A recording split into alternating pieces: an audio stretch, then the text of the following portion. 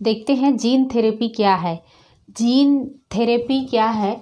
Gene क्या है? त्रुटिपूर्ण जीन यानी डिफेक्टिव जीन को नॉर्मल फंक्शनल यानी कि क्रियाशील सामान्य क्रियाशील जीन के द्वारा प्रतिस्थापित करना।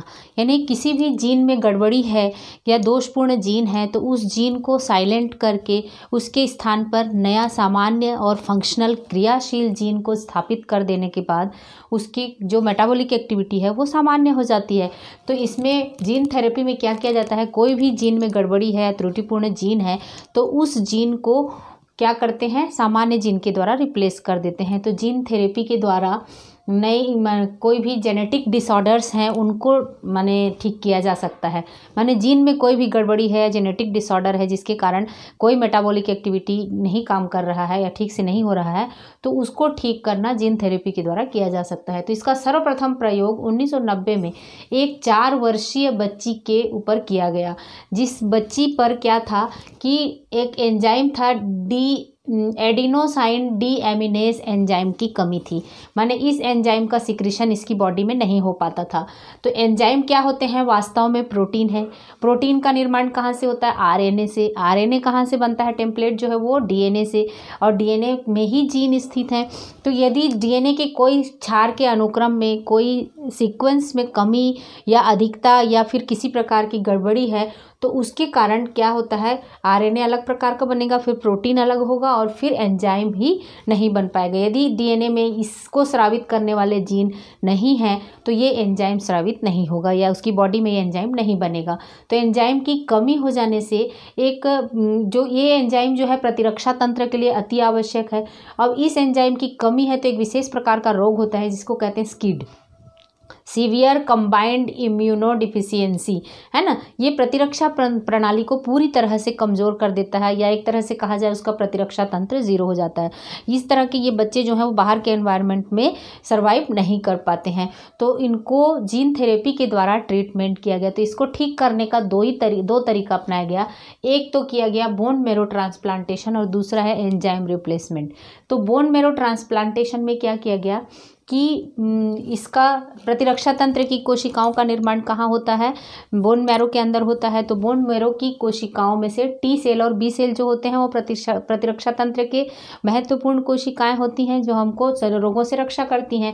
तो इन टी सेल कोशिकाओं में उनको पहले निकाला गया, है ना। टी सेल कोशिकाओं को बोन मैरो से बाहर निकाला गया, आइसोलेट किया गया और उनको ग्रो कराया गया कल्चर मीडियम में, है ना। टी सेल की कोशिकाओं की बहुत अधिक मात्रा मैंने प्राप्त की गई, ग्रो कराया गया।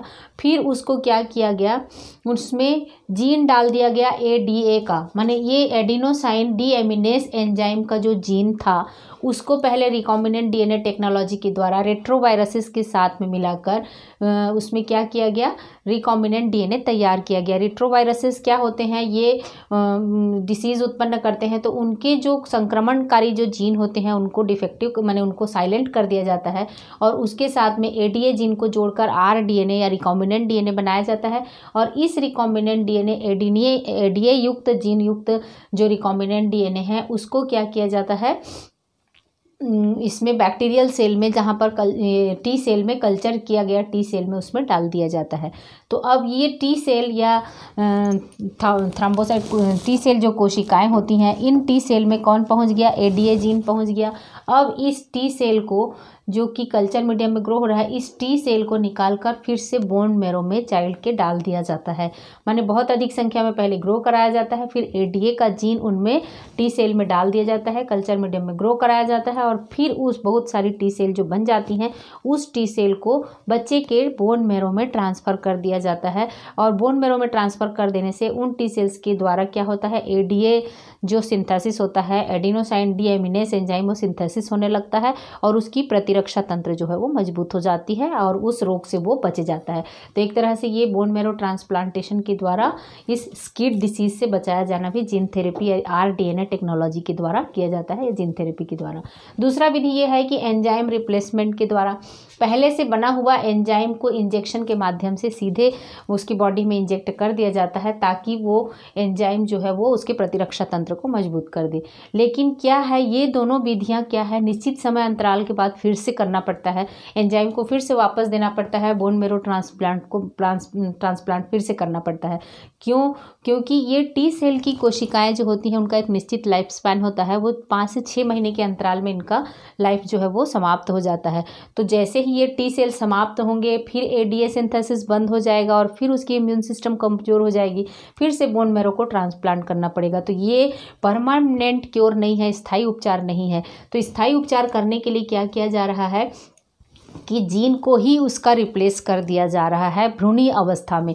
माने स्क्रीनिंग किया जाता है गर्भावस्था के दौरान, एम्ब्रियो में ही स्क्रीनिंग की जाती है और यदि इसका जीन उस बच्चे के भ्रूण में माने भ्रूण के अंदर नहीं है तो भ्रूणीय अवस्था में ही उस जीन को ट्रांसफ़र कर दिया जाता है और एम्ब्रियोनिक स्टेज में। और एम्ब्रियोनिक स्टेज की कोशिकाएँ ही होती हैं जो सारी कोशिकाओं का निर्माण करती हैं बॉडी की।